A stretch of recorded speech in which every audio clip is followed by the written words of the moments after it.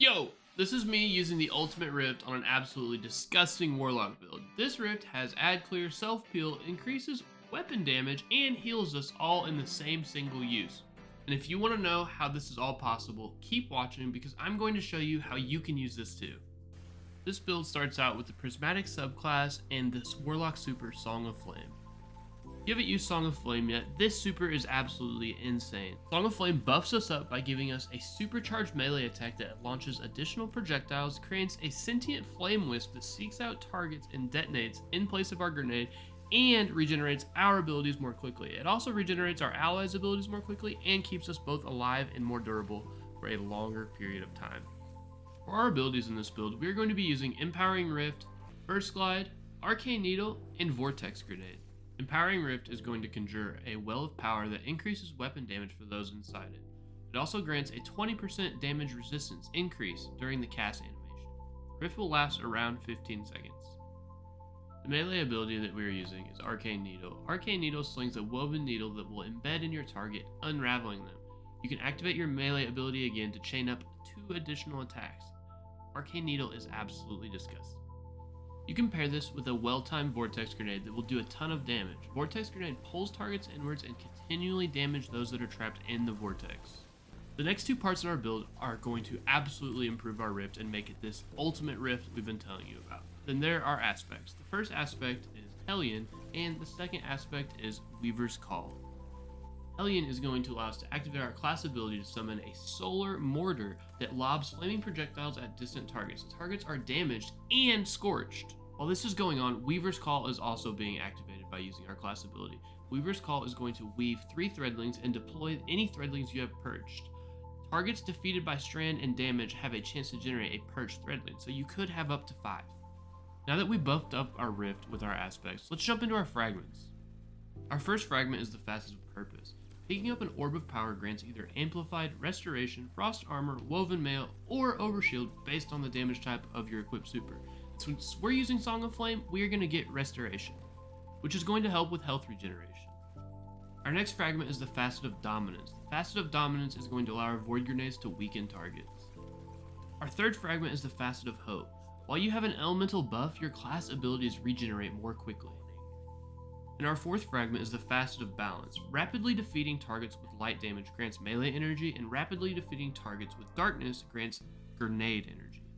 Our fifth fragment is going to be all about building Transcendence energy, and that's going to be the Facet of Sacrifice. While you have an Arc, Solar, or Void buff, ability Final Blows grant Darkness Transcendence energy.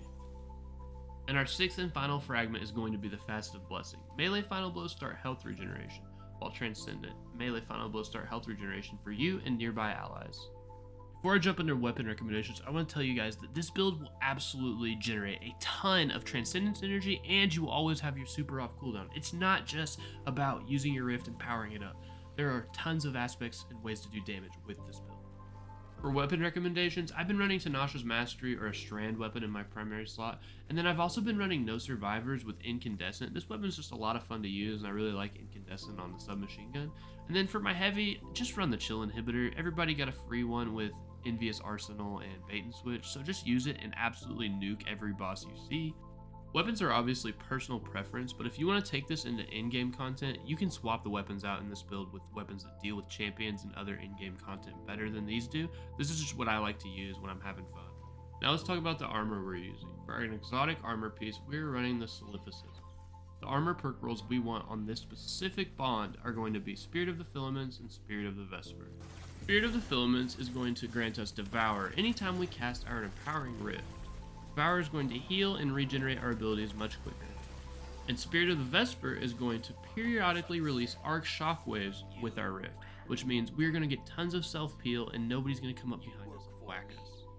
For the armor modifications on this piece of armor, you want to rock Double Distribution and Bomber. This is going to reduce our ability cooldowns with an emphasis on our grenades.